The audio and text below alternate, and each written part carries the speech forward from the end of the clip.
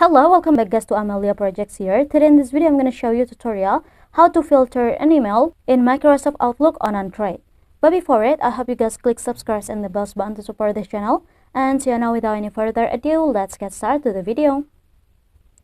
Well, first thing first here, of course, you just have to open your Outlook applications. And now you just have to make sure also for your phone is already connected to the internet by mobile data or the Wi-Fi. And if you want to filter it, you just have to tap on this filter icon at the top right. Now you just have to choose the folder that you want to make it as a home page. For example, here if I use the pinned folder, there are no emails here guys, because an email on my phone, no one pinned. So if you want to use a pinned, for example, here you just have to pin first for the email. I'm gonna tap on this icon and now go to pin. And after for the filter, I'll use the pinned again, and there are only for the pinned email from this homepage you will deserve.